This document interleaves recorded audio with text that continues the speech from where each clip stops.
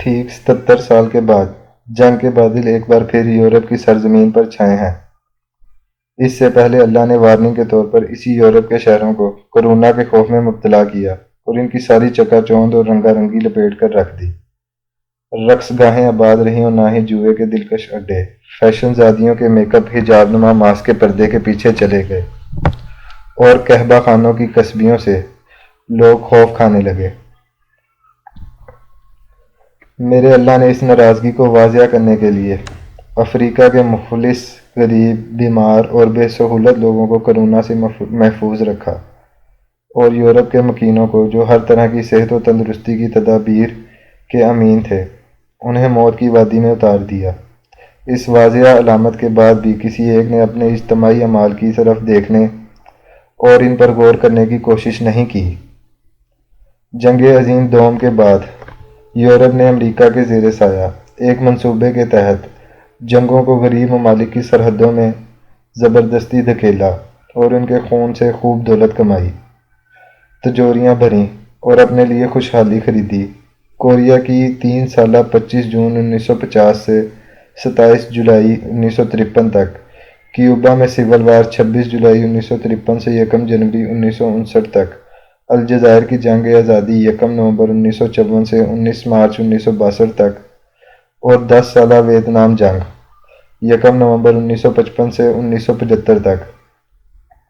امریکہ کے پڑوس میں ہونے کی وجہ سے لاطینی یا جنوبی امریکہ کے ممالک بیچارے کئی سال تک مسلسل خاک و خون میں غلطاں رہے۔ افریقہ کا کون سا ایسا ملک ہے جہاں معدنیات پر قبضہ کرنے کے لیے ان لوگوں نے وہاں کے عوام کو آپس میں نہ لڑوایا ہو؟ انگولا، موزمبیق، صومالیہ، ایتھوپیا غرض ان مظلوموں کی ایک لمبی فہرست ہے۔ 8 سال تک جاری رہنے والی ایران عراق جنگ اور اسی دوران افغانستان میں سوویت یونین کے خلاف لڑائی بھی ایک ساتھ لڑی جاتی رہی۔ سرد جنگ کے آغاز میں ہی اسرائیل کی ریاست کو برطانیہ کے بالفور ڈکلیریشن کے وعدے کے عرب سرزمین پر ایک ناسور کے طور پر تخلیق کیا گیا، اور پوری مسلمانان امت کے مقابلے میں اس کینسر کے مرض کو آج تک تحفظ دیا جا رہا ہے۔ 11 ستمبر 2001 کے بعد تو ایسا ہوا کہ جنگ کا جنون امریکہ اور یورپ کے ہر کوچہ بازار میں ایک اجتماعی پاگل پن کی شکل اختیار کر گیا۔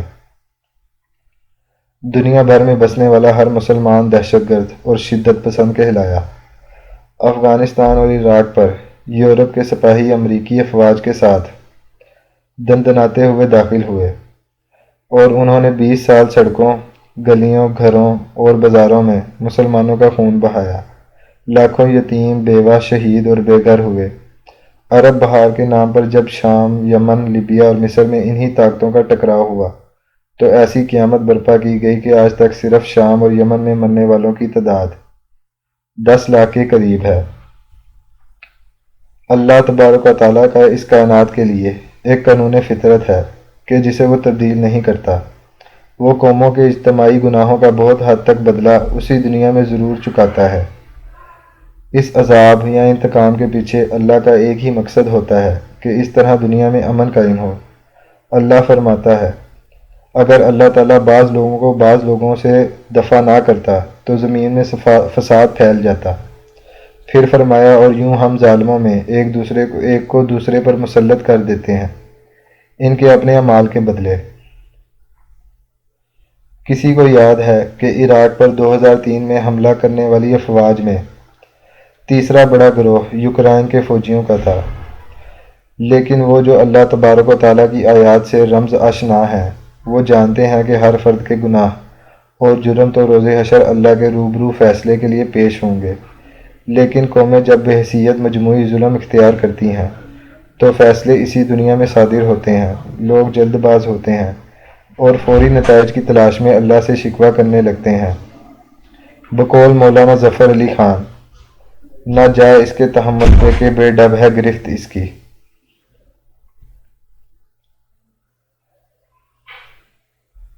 ڈر اس کی دیر گیری سے کہ ہم سخت انتقام اس کا۔ جو لوگ گزشتہ 2 سالوں میں یورپ اور امریکہ میں کورونا سے ہونے والی 50 لاکھ اموات کو میرے اللہ کی جانب سے ایک اشارہ نہیں سمجھتے رہے، اور اب جنگ کے شعلے ان کی جانب لپک چکے ہیں۔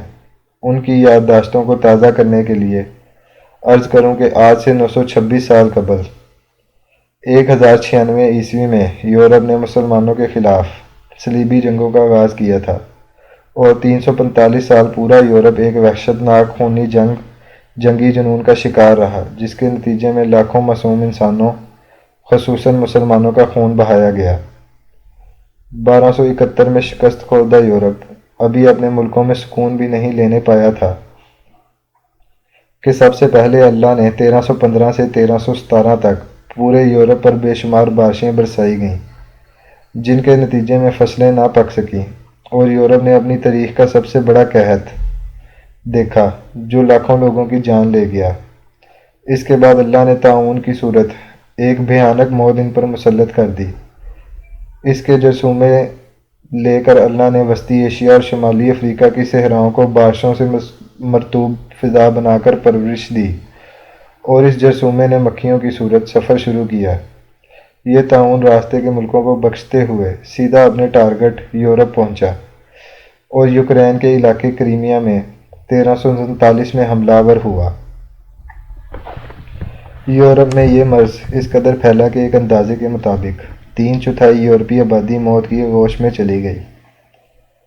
تاریخ کی ان تمام نشانیوں کے باوجود یورپ اور امریکہ کے عوام اور حکمرانوں نے نہ تو کرونا کی 50 لاکھ اموات سے انسانیت کی راہ پکڑی، اور نہ ہی اب جنگ کے ان لپکتے ہوئے شعلوں میں ان کے رویوں میں کوئی تبدیلی آئی ہے۔ یورپ اور امریکہ کے میڈیا میں اس وقت یوکرین کے مظلوم مہاجرین کی جو تصویر پیش کی جا رہی ہے وہ ان کے تکبر اور دوسروں سے حقارت کی علامت ہے۔ یوکرین کے شہریوں کو دکھاتے ہوئے افغانستان، عراق اور افریقہ کے مہاجروں کی بھی ساتھ ہی تضحیک کی جا رہی ہے۔ BBC پر کہا جا رہا تھا، یہ مہاجر کوئی افریقی تو نہیں ہے، یہ تو نیلی آنکھوں، سنہرے بالوں والے سفید فام یورپی ہیں۔ ایک اور چینل والے نے کہا کہ یہ لوگ کوئی غیر مہذب اقوام کے افراد نہیں، بلکہ یہ مہذب یورپی ہیں۔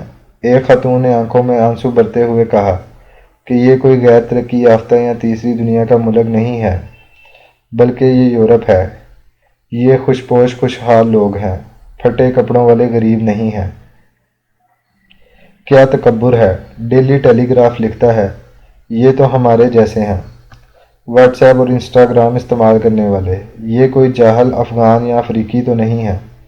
یورپی یونین کے ممالک نے اعلان کیا ہے کہ ہم ان کے لیے دروازہ کھول رہے ہیں کیونکہ یہ سب تو ہمارے جیسے ہیں۔ میرے اللہ کو مزید ناراض کرنے کے لیے یہ تکبر کافی ہے۔ اس کی سنت ہے کہ وہ متکبر قوموں کو صفحہ ہستی سے مٹا دیا کرتا ہے۔ کوئی ہے کہ جو آج یہ دعویٰ کر سکتا ہے کہ یہ جنگ آسانی سے رک جائے گی؟ کوئی بھی نہیں۔